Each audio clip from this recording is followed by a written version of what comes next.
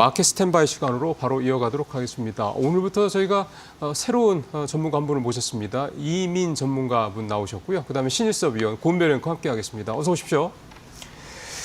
자, 오늘 뉴욕 시장은 세 지수가 모두 좀 하락을 했고요. 테슬라가 오늘 좀 강한 모습을 보였고, 반면 엔비디아는 좀 하락을 했고, 기술주들이 좀 엇갈리는 모습들이 좀 나타난 그런 상황입니다. 어제 우리 시장 또 급반등을 했었고요. 이제 오늘 시장은 어떻게 될지 참 중요한데, 자, 오늘 처음 인사해 주신 우리 이민 전문가님, 오늘 탑3 어떻게 준비하셨습니까? 네, 일단은 탑3 가장 중요한 부분이라고 보여줄 수 있죠. 어저께 오후 4시에 금투세 폐지 법안이 통과가 됐습니다. 플러스 이어가지고 금투세 플러스 뭐 가상자산 유예 법안이 2년 뒤까지 연장이 되겠다 뭐 이런 얘기가 나오고 있는데요. 뭐 일각에서는 현재 시장 상황이 많이 전국도 좀 안 좋고 시장이 안 좋다 보니까 현재 금투세 폐지가 어느 정도 효과가 있겠느냐 막 이런 의견도 나오고 있고, 뭐 다른 한편에서는 그래도 단기적으로라도 좀 괜찮은 증시에 자금이 좀 몰리는 상황이 되지 않을까 이렇게 생각을 하고 있고요. 물론 일단 제가 봤을 때도 장기적으로 봤을 때는 뭐 당장의 효과는 뭐 크지는 않겠습니다만은 극적인 변화로 이뤄지긴 좀 어렵지만 그래도 좋은 뉴스로 또 보여집니다. 금투세 폐지 다음 단계로는 역시 상법 개정과 상속세 개정안이 남아 있는데요. 이 부분에 대해서는 현재 여야 간의 견해가 상당히 좀 심하기 때문에 난항을 좀 겪을 것으로 예상이 됩니다. 다음으로는 10조 원 규모 증안펀드에 관해서 좀 말씀을 드리고 싶은데, 금융당국이 최근 시행 가능성을 수차례 발표한 증시 안정펀드라고 하죠. 증안펀드를 두고 엇갈린 전망이 교차되고 있습니다. 증시가 급락하고 투자 심리가 급격하게 냉각이 될 때는 이러한 시장 안정화를 목적으로 투입하는 펀드라고 보실 수 있는데요. 이를 두고 집행 효과가 있을지 갑론음박이 뭐 오늘 아침까지도 계속해서 오가는 분위기로 보여집니다. 실제로 이 증안펀드라는 것이 가동이 된 건 2008년 금융위기 때가 마지막으로 생각하시면 되고요. 그 이후로는 현재처럼 구두 개입만 있었을 뿐 과도한 패닉세를 방지하는 효과 정도밖에는 없었습니다. 실제로 코로나19 시절에 코스피가 1,400선까지 밀렸던 적이 있었는데요. 그 2020년도에도 증안펀드가 10조 원 규모로까지 구성이 됐지만 현재 투입되지는 않았었습니다. 다만 현재 정부가 이런 신호를 주는 것만으로도 시장에는 상당히 안정감을 줄 수 있기 때문에 효과는 앞으로 좀 지켜봐야 될 것 같고요.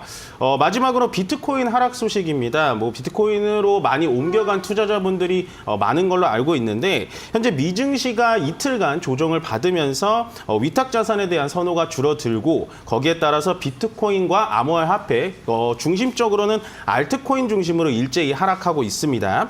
가장 큰 이유로 꼽히는 건요, 7억 5천만 달러 이상의 가상화폐 파생 상품이 대규모 청산이 되면서 비트코인 자체에도 좀 충격을 주는 모습으로 보여지는데요. 다만 이번 하락에도 코인 시장의 전반적인 흐름이 하락세로 돌아선 것으로 보이지는 않으면서, 제가 봤을 때 11월 달 미국 대선 이후에 가상자산 시장이 5주간의 상승세를 보여줬기 때문에 자연스러운 조정으로 보이기 때문에요. 뭐 지금 뭐 비트코인을 탈출하자 뭐 이렇게까지는 생각 안 하셔도 될 것 같고, 사실 가상자산 쪽에 하락이 나온다면 그쪽으로 몰려갔던 거래 대금이 우리 증시, 국내 증시로 다시 유입이 되면서 좋은 흐름이 나올 수도 있지만, 뭐 현재 분위기로는 그런 분위기라기보단 약간 쉬어가는 조정으로 예상이 됩니다. 자, 이제 두 분 가장 출발 상황 어떻게들 해석하고 계신지 말씀 들어보겠습니다. 먼저 이민 전문가님 어떻게 보고 계세요? 네, 시장은 어저께 이제 상승이 되고 난 뒤에 아마도 궁금하신 분들이 많으셨을 겁니다. 어저께 많이 상승을 하고 오늘 추가적인 상승이 좀 어떻게 일어나지 않을까 아마 기대도 많이 해보시고 했는데, 아마 어저께 야간 달러 선물 지수가 살짝 올라서 끝났기 때문에 오늘 시장은 약간은 좀 충격을 주는 듯한 흐름을 보여주고 있고요. 다만 우리가 예상했던 것만큼 시장이 못 가지는 않습니다. 지금 보시면은 거래소에서도 강보합 정도 상태를 유지하면서 올라간 종목이 지금 한 659 종목 되니까 거의 대다수의 종목들이 보합 아니면은 좀 약보합, 아니 강보합 정도로 좀 올라가 있다라고 생각하시면 되고요. 코스닥은 코스피보다는 훨씬 더 강합니다. 그럴 수밖에 없다라고 설명을 드리고 싶어요. 왜냐하면 코스닥은 코스피보다 조정을 훨씬 더 많이 받았기 때문에, 더군다나 그때 엔캐리 자금 때 뭐 8월 5일 날 그 저점까지 깼었던 코스닥이기 때문에 오늘의 반등은 계속해서 좀 기대해 봄직하지 않나라는 생각이 좀 들고, 오늘 가장 좀 핫한 쪽의 테마로 본다면 역시나 양자 컴퓨팅이라고 얘기를 드리고 싶습니다. 10에 25승이라고 하죠. 10에 25승짜리의 계산식을 단 5분 만에 풀 수 있다라고 하면서 어저께 이제 구글 쪽에서 알파벳이죠. 알파벳에서 개발이 완료됐다라는 얘기가 나오면서 양자 컴퓨팅에 오늘 좀 강하게 시세가 몰릴 것 같았는데, 예상대로 양자 컴퓨팅 쪽 엑스게이트라든지 우리로 같은 종목들이 급등을 해주고 있고요. DB하이텍이 또 개별 이슈가 나왔었죠. 테슬라의 자율주행 칩 개발 완료가 됐다. 원래 테슬라랑 좀 밀월 관계가 있었습니다. 그래서 그 전에도 많이 떨어졌다가 좀 반등을 해줬고, 어저께 밤 뉴스에도 이제 테슬라의 이번에는 RF 칩이라고 하죠. RF 칩을 납품할 수 있겠다. 납품이 확정된 건 아닌 것 같고요. 그런 속보가 좀 나오면서 DB 쪽의 움직임도 오늘 좀 괜찮게 보여지고 있습니다. 마지막으로는 역시나 양자 컴퓨팅이 개발이 많이 됐다라는 소식이 나오면 가장 조금 피해가 받는 업종이 엔비디아라고 볼 수가 있는데요.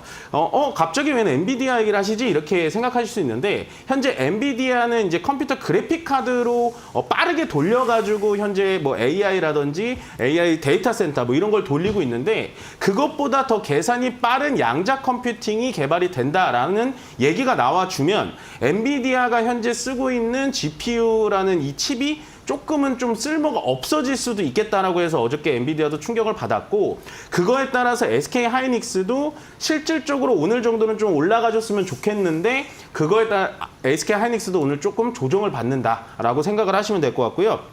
SK 하이닉스가 조정을 받다 보니까 HBM 관련주들도 오늘 전체적으로 좀 떨어진다라고 생각을 해주시면 될 것 같습니다. 한마디로 총평을 해드리자면 반도체 쪽, 그러니까 시가총액 상위 종목이라고 하죠. 반도체 쪽이 조금 안 좋은 상태에서 나머지 종목들이 좀 올라가다 보니까 지수 자체는 약간 올라가지 못하고 강보합 정도로 멈춰 있지만, 내가 가지고 있는 보유한 종목은 대부분 조금 오늘도 어저께만큼은 아닙니다만 해피하게 좀 하루를 좀 편안하게 좀 보내실 수 있는 하루가 되지 않을까 조심스럽게 예측을 해보겠습니다. 예, 이제 두 분 종목별 흐름 어떻게 보시는지 좀 말씀을 들어보겠습니다. 자, 이민 전문가는 어떻게 보고 계세요? 네, 시장이 흘러감으로써 코스닥은 현재 2% 또 올라가고 있고, 코스피는 아까 조금 보합 상태에서 다시 또 올라와 주고 있습니다. 역시나 아까 말씀드렸던 것처럼 오늘의 중심 테마는 양자 컴퓨팅이 아닐까라는 생각이 드는데요. 양자 컴퓨팅이라고 하면은 이제 엑스게이트, 우리로 이쪽으로 좀 많이 적극적으로 좀 보실 수가 있는데, 제가 봤을 때는 이제 양자 컴퓨팅에 대해서는 너무 이제 올라가 있는 경우도 있고 거래 대금이 너무 많이 물리는 경우도 있기 때문에, 그것보다는 이제 양자 컴퓨팅을 좀 보완해주는 보안주 쪽으로 좀 보시는 게 좀 어떨까라고 생각이 듭니다. 현재 보안주 쪽에서 드림 시큐리티, 센지랩, 라운 시큐어 이 정도를 보실 수가 있는데요. 앞으로 꼭 이 양자 컴퓨팅에 접목되지 않더라도 딥페이크라든지 AI 해킹이라든지 이쪽에 대해서 보안이 많이 좀 몰릴 수가 있기 때문에, 제가 생각했을 때는 보안 쪽으로 여러분들 좀 집중해서 보시는 게 조금 더 안전하지 않을까라는 생각이 들고, 현재 양자 컴퓨팅의 개발이 지금 상용화가 되진 않았습니다. 실질적으로 더 쉽게 풀어드리면 우리가 일상생활에서 쓰고 있는 그런 기술은 아니기 때문에요. 투자에는 조금 더 신중을 기하시는 게 좋을 것 같습니다.